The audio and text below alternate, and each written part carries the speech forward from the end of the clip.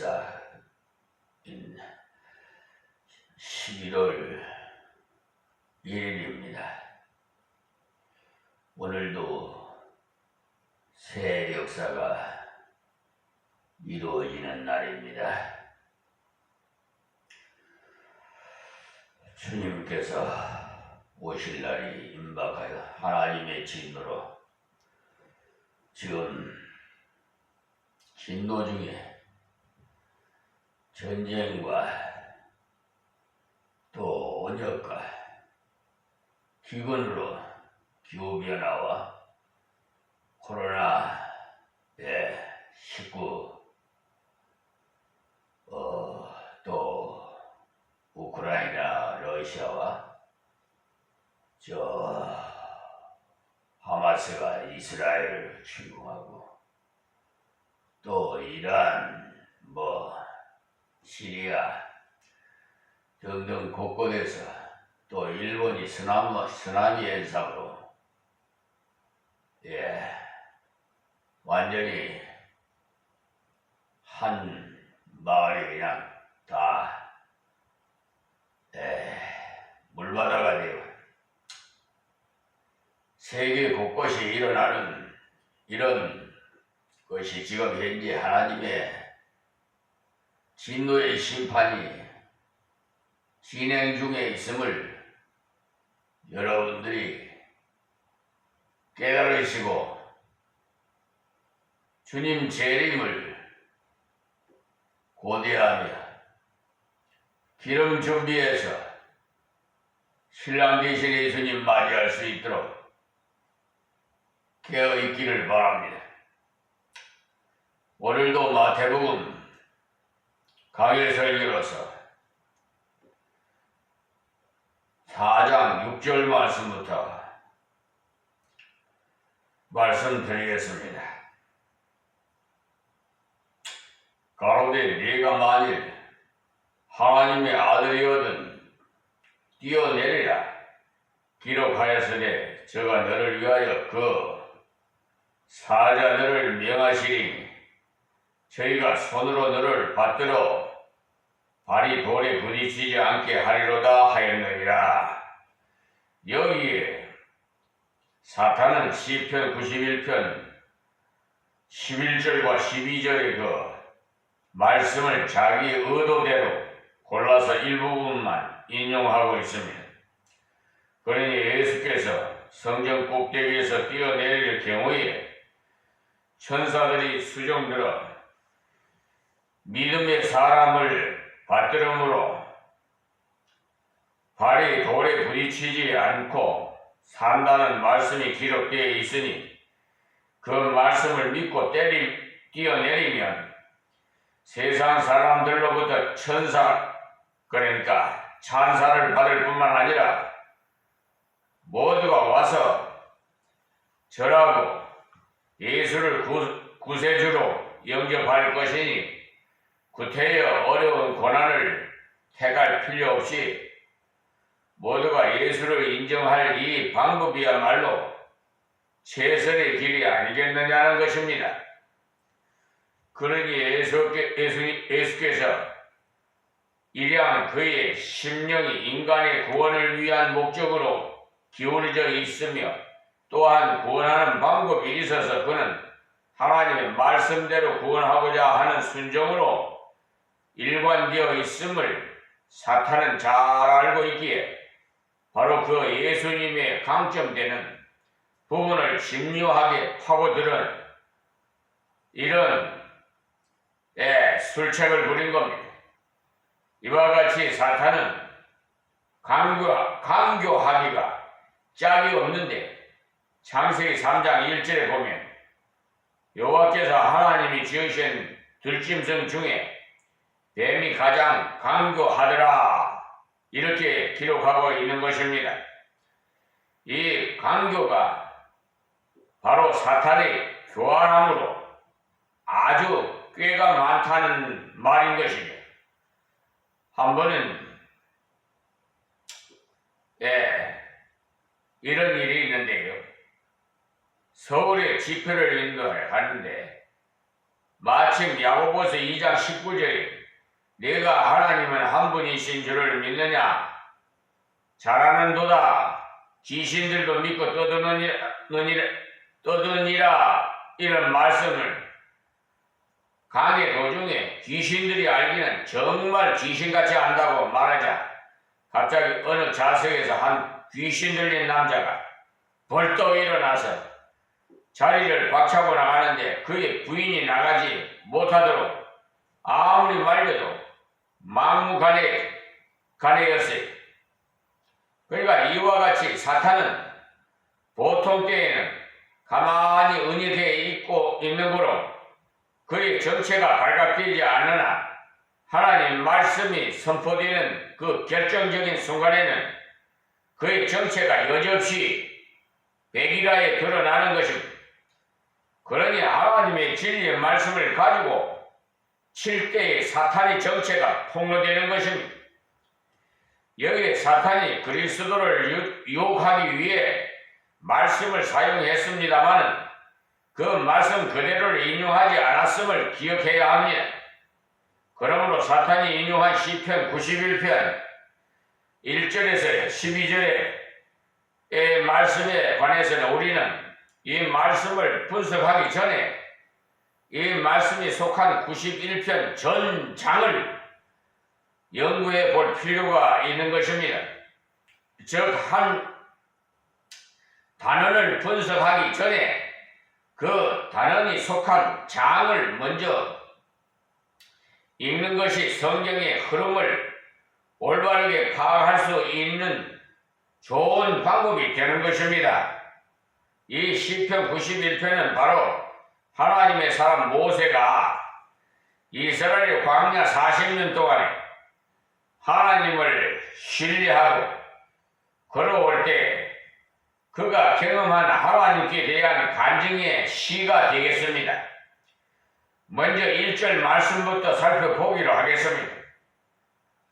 지존자의 은밀한 곳에 거하는 자는 전능하신 자의 그늘 아래 거하리로다. 여기 지존자가 바로 전능하신 자가 바로 하나님에 대한 명칭으로 이러한 분을 성도가 의뢰함으로써 그 아래 거한다는 말입니다. 여기 거한다는 말은 곧 믿음으로 그 안에 안식한다는 말이에요. 그리고 9절을 보시면 네가 말하기를 여호와는 나의 피난처시라 하고 지존자로 거처를 삼았으므로 그러니 지극히 존귀하신 그분께 기대고 의지하고 품에 안겨 같이 산다는 말입니다. 즉 주님과 함께 동행한다는 말입니다. 그럴 때 화가 내게 미치지 못하며 재앙이 네 장막에 가까이 오지 못하리니. 그리고 11절에 보면 제가 너를 위하여 그 사자들을 명하사 내 모든 길에 너를 지키게 하심이라. 그리고 12절에 보면 저희가 그 손으로 너를 붙들어 발이 돌에 부딪히지 않게 하리로다 라고 하셨습니다. 바로 이 두 기절을 사탄이 인용한 것입니다.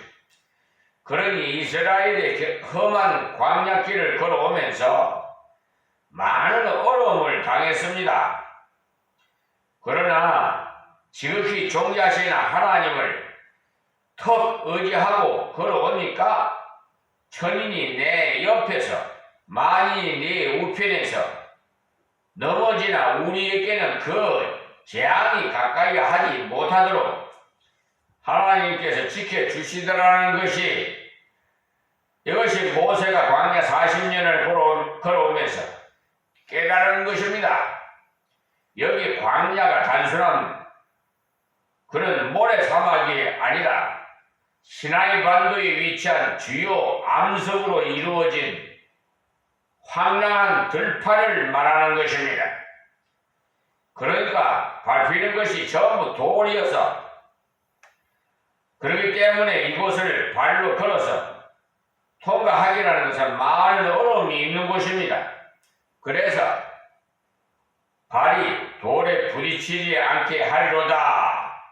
이렇게 하나님 말씀을 믿음으로 굳게 걸어갈 때 그들을 지켜주심으로써 발이 부르트지 않았고 신발이 헤어지지 않았으며 옷도 헤어지지 않았던 것입니다.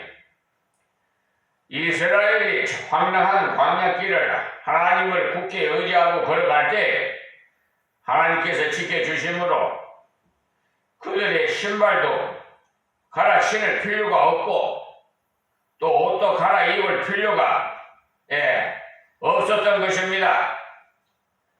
사실 이 광야 사막의 기후가 낮에는 굉장히 뜨겁고 밤에는 굉장히 춥기 때문에 옷을 번갈아 입을 필요가 있겠습니다만 하나님께서 낮에는 구름 기둥으로 그늘을 만들어서 덮어주심으로 그 시원케 하시고 밤에는 불기둥으로 비춰주심으로 따뜻하게 하심으로 전혀 의복을 갈아입을 필요가 없도록 이렇게 조정해 주셨던 것입니다.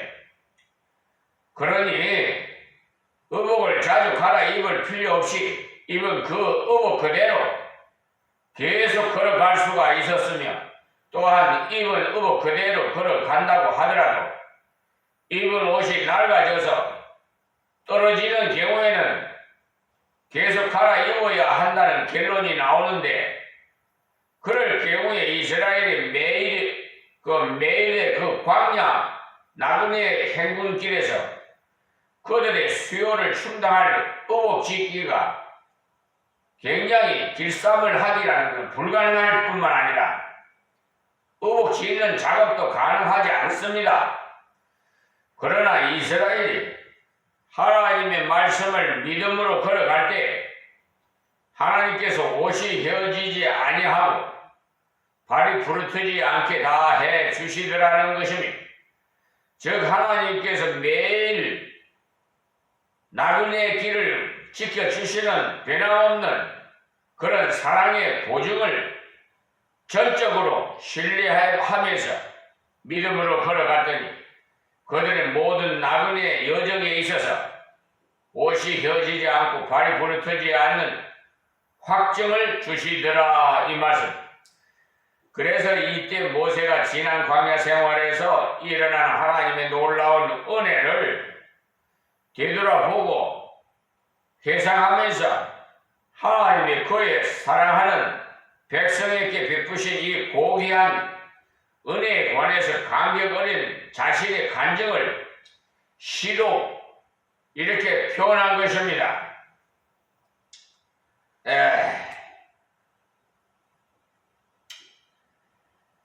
그러니까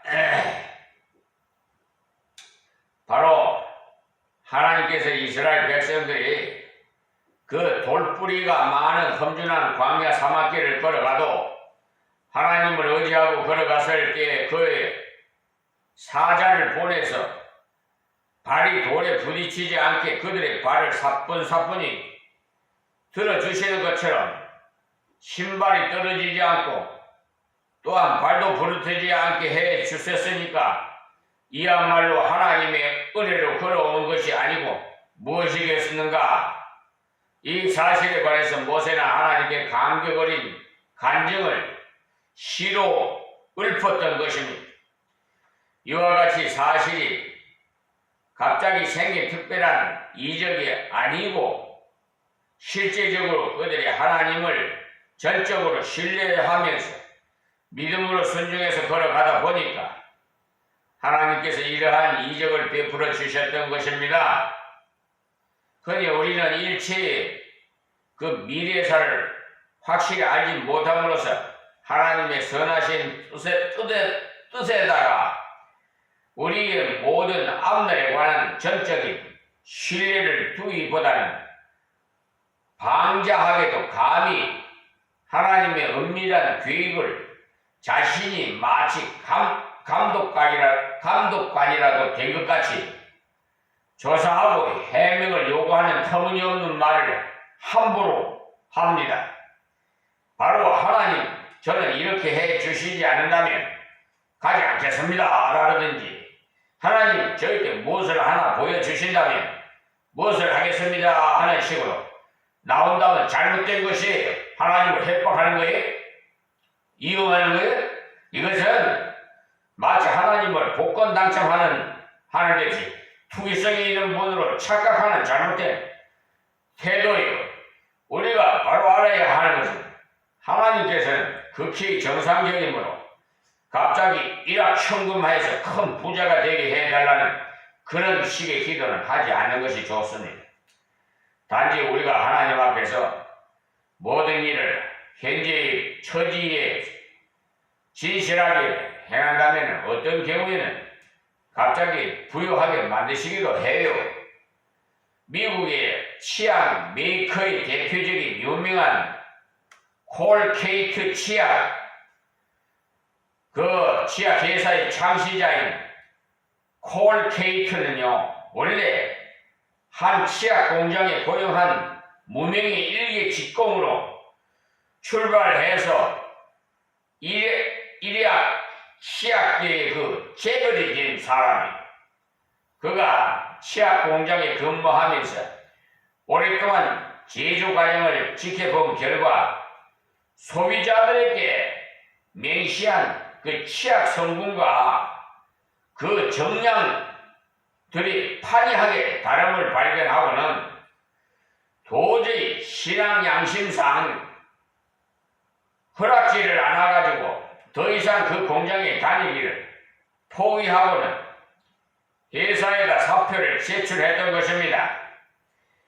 예나 지금이나 우리나라와 같이 미국도 기업이 소비자들을 속이는 일은 흔히 있었기에 여기에 한 진실한 크리스찬 직공이 도전을 받아가지고 직접 치약을 제조하게 된 크나큰 동기를 부여하게 된 것입니다.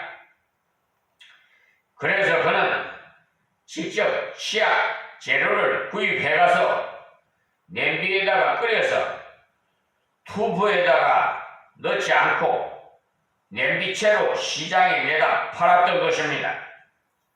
사실 투프에 내용물을 넣지 않았던 관계로 조작하기 그지없는 한 영세업자가 제조한 치약이었으나 그 내용물을 살펴본다면 그 성분과 함량에 있어서 너무나도 성실하게 제조했기에 내용면에 있어서는 완벽한 것이었습니다. 그래서 처음에는 선전도 안 되고 투프 포장도 안 된 제품이라 잘 팔리지 않았고 단지 값이 싼 관계로 주로 가난한 자들만 애용하다시피 하다가 그들이 계속 사용해본 결과 그 투프에 들어있는 그런 치약보다는 훨씬 질도 좋고 값이 싸다는 반응이 입으로 전해져서 한번 사서 써보라고 소비자들끼리 서로 선전해 줌으로써 마구 팔리기 시작하더랍니다. 이래서 그는 가난한 영세 치약업에서 탈피하여 훌륭한 치약 회사를 설립하는 이리야 유명한 치약 기업으로 발돋움하게 된 것입니다. 이것은 바로 그가 고향에서 국민학교를 졸업하고 돈을 벌기 위해서 대도시 뉴욕으로 가보자 배를 탔을 때 그 배의 사공이 한 크리스찬 아저씨로부터 받은 훌륭한 조언의 영향 때문이었어요. 그 아저씨는요, 콜 케이트에게 항상 하나님 앞에서 11조를 드리며 어느 환경에 처하든지 진실하게 일해 나가면 하나님께서 반드시 때가 되면 큰 일을 맡기실 것이라고 가르쳐 준 것입니다. 그는 이 아저씨의 말대로 가난한 중에서도 11조를 근실히 바치며 진실하게 일해 나갔더니 나중에는 10의 불을 들여도 넉넉히 살아갈 수 있게 되는 거부가 되리라는 것입니다. 그의 말년에 이르러가지고 워낙 거부가 되었노니 10의 불을 바치고 자기는 10의 일을 가지고도 충분히 살 수 있는 그런 자리에 이르게 되리라는 것입니다. 그러므로 우리가 하나님 앞에서 일확천금을 구하기보다는 먼저 진실하기를 구하십시오. 정직하기를 구하세요. 여기에 이스라엘 백성들이 하나님이여 보여주십시오. 그러면 걸어가겠습니다 라고 했다면 안 되는 것이지요. 그들이 하나님을 신뢰하며 믿음으로 걸어갈 때 발이 부르트지 않고 신발, 옷 등등 헤어지지 않더라는 것이에요. 마찬가지로 우리들도 하나님의 말씀을 믿고 순종해서 걸어가면 말씀에 약속한 그 이적들이 일어나기도 하는 것입니다. 여기 사탄이 바로 이것을 가지고 시험을 걸어온 것입니다. 이때 사탄이 교묘하게 말씀을 사용해서 시험을 걸어올 때 보통 피상적으로 말씀을 접하면 사람 같으면 사탄의 교묘한 속임수에 말려들고 마는 것이 바로 저가 너를 위하여 그 사자들을 명하시니 저희가 손으로 너를 받들어 발이 돌에 부딪히지 않게 하리로다 라는 말씀에 약속이 있으니 한번 시도해 봄직도 하지 않느냐, 한 번씩 해봐도 괜찮지 않겠느냐 라는 생각한다면 하나님을 시험하는 이점을 사탄이 노림으로 그의 공격 목표가 됨으로써 시험에 빠지는 것입니다. 이 말씀은 앞에서도 말씀드린 대로 모세의 놀라운 체험의 고백인 것입니다. 이 말씀을 그와 같이 시험해 보라고 기록하신 말씀이 아니고 이스라엘의 하나님을 신뢰하면서 믿음으로 걸어갔더니 그러한 놀라운 결과가 오더라는 간증의 기록인 것입니다. 여기에 말씀으로 유혹해오는 사탄의 속임수에 말려들지 않기 위해서는 우리가 본문을 해석할 때 언제나 그 본문이 사용된 그 당시의 의미를 전후 문맥 속에서 그 기절의 뜻을 파악해야 하는 것입니다. 다음 7절 말씀, 예수께서 이르시되 또 기록되었으되, 여기 기록된 말씀도 역시 신명기 6장 16절의 그 말씀인데요. 주 너희 하나님을 시험치 말라 하였느니라 하신데, 여기 예수께서 사탄의 말씀을 사용해서 공격해 오는 그의 유혹을 단호히 거부하시면서 오히려 사탄을 책망하신 것입니다. 성경에 기록된 말씀이라고 해서 함부로 자기 의도대로의 말씀을 시험적으로 사용하는 것은 하나님을 시험하는 것이고, 따라서 하나님을 대적하는 악한 행위임을 지적하고 계십니다. 여기에 사탄은 분명히 하나님의 말씀을 시험적으로 사용함으로써 하나님을 대적하고 있는 것입니다. 그리고 사탄이 네가 만일 하나님의 아들이어든이라고 시험해 왔는데 하나님의 아들이면 곧 하나님이신데, 여기 하나님의 아들이신 예수님을 시험하는 것이 바로 하나님을 시험하는 이중적인 의미를 지님으로써 감히 하나님을 시험하는 것은 전혀 말 같지도 않은 어불성설이라는 말이에요. 그러므로 우리가 하나님의 말씀을 시험적으로 쓰는 것은 하나님을 시험하는 불신앙의 증거인 겁니다. 예를 들어서 손목시계가 고장이 나서 힘이 돌아가야 하는 경우에 하나님께 시계가 돌아가게 해달라고 하는 것은 하나님을 시험하는 것이므로 이것은 정상적으로 시계방에다 갖다 맡겨야만 하는 것입니다. 그러나 만일 누가 감옥에 갇혀 있는 부자유한 특수한 그런 환경에 처해 있으면서 그 사람의 시계가 멈출 경우에 모종의 큰 문제가 터진다고 하면은 그때는 정지에 있는 시계를 두고 하나님께 시계가 돌게 해달라고 구할 수도 있어요. 그것은 하나님을 시험하는 것이 아니고 지금 내게 필요한 것은 구한 것이기 때문에.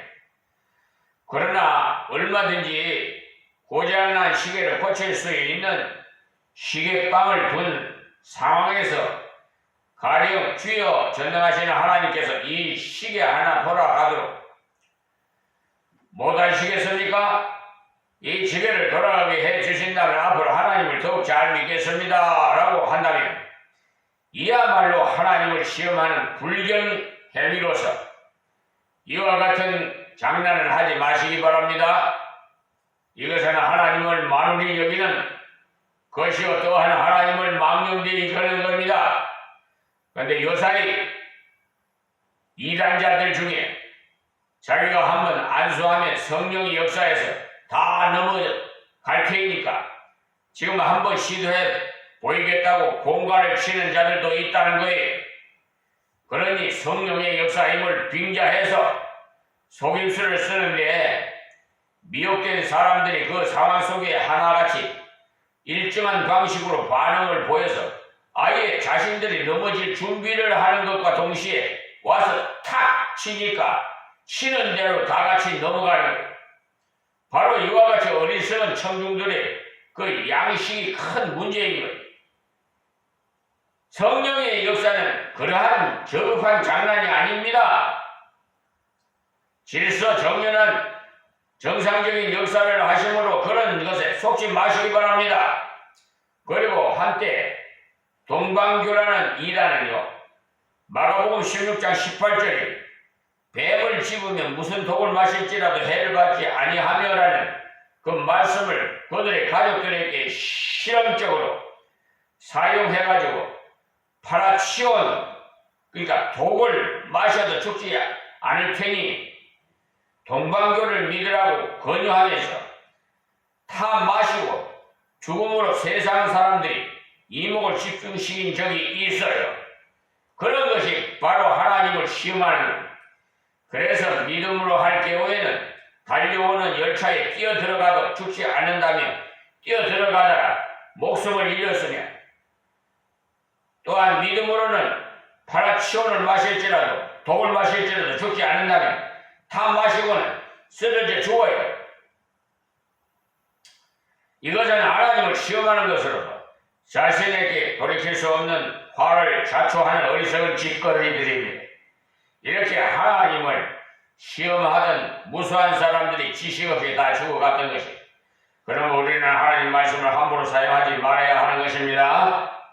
그러면 성경을 배우는 데 있어서 이상적인 순서는 성경을 전례적으로 보고 난 다음에 각 부분들을 나눠보고 그 후에 다시 각 부분들을 나눠보고 그 후에 다시 각 부분들을 전체로 종합해 공부도 하는 것입니다. 성경을 배우되 성경 한 조각에만 의미를 부여해서 조각 지식만 갖고 있을 경우에는 사탄에게 넘어가기가 십상이고 또한 이단에 속기 쉽습니다. 그러므로 제가 성경을 처음부터 쭉 강의하기를 좋아하는 이유가 바로 그것입니다. 성경을 처음부터 쭉 강의해 나가면 성경 전체의 흐름을 옳게 파악할 수가 있으나 성경의 부분적인 조각 지식으로 조금 아는 것 같아도 이단의 말씀으로 기습해 오는 여지없는 넘어가는 것이 여기에 사탄이 사용한 저가 너를 위하여 그 사자들을 명하신 저희가 손으로 너를 받들어 발이 돌에 부딪히지 않게 하리로다라는 그 말씀이 속한 시편 92편 저 전장을 앞에서부터 읽어올 경우에는 그 문제에서 쉽게 넘어가지 않습니다. 그러나 그 말씀 한 기절만 띄어가지고 생각할 경우에는 얼마든지 사탄의 작전에 말려들 수가 있어요. 하나님께서 뛰어내려도 천사를 보내서 받아준다고 하셨으니 한번 뛰어내려봐도 괜찮지 않겠나 이렇게 잘못된 생각을 할 수도 있게 됩니다. 이 말입니다. 이것이 바로 성경을 전체적으로 연결해서 연구하지 않을 경우에 범하기 쉬운 실수입니다. 이단의 세력들이 우리들을 공격해 오는 경우에도 보면은 자기 집단의 교리로서 이용할 수 있는 성경의 일부분을 여러 군데서 뽑아내가지고 빨간 줄을 긋고는 완벽한 연습 훈련을 마친 후에 실전에 임하기 때문에 웬만해서는 그들의 작전에 몸담하는 이유가 거기에 있어요.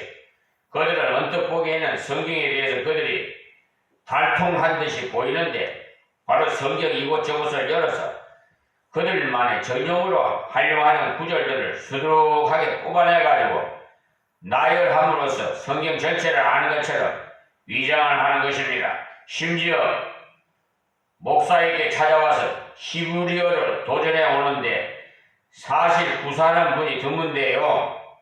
이것을 이용해서 이단이 어느 목사님께 찾아와서 대뜸 이사야의 말씀을 히브리어로 주절대로 설득시키려고 이렇게 하길래 지혜로운 목사님이 당장 책장에 꽂힌 히브리어 성경을 들고 와가지고 창세기 2장을 열으시니까 그 사람들을 읽어보라고 하니까 그만 얼굴이 빨개지면서 돌아가더랍니다.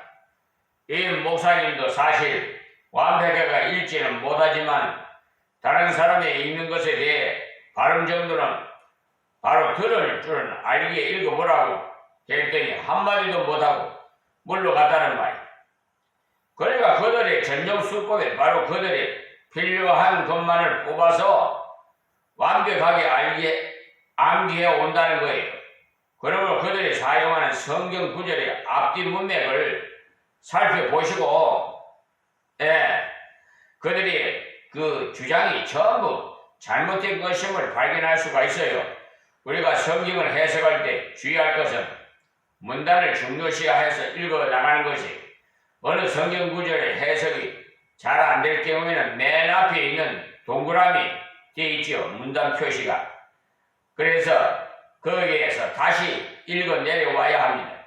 그래도 해석이 안 되면 맨 뒤에 있는 동그라미까지 또 읽어보면 말씀이 무리 없이 해석이 됩니다. 그렇지 않으면 본문의 뜻과는 전혀 다른 엉뚱한 해석이 나올 수도 있는 것입니다. 여기에 예수께서 바로 이 사실을 아시고 즉시 신명기를 다시 이용하셔서 승리하셨다는 것입니다. 오늘 여기서 말씀했습니다. 하나님 고맙고 감사합니다. 주신 말씀 귀 있는 자는 듣고 깨닫고 복되게 하여 주시기를 원합니다. 아버지여, 독생자 예수님 모셔 오셔서 이 나라가 너무나 혼란스럽고 어두우니 아버지여 마지막 심판을 내려 주옵소서. 예수님의 이름으로 기도합니다. 아멘.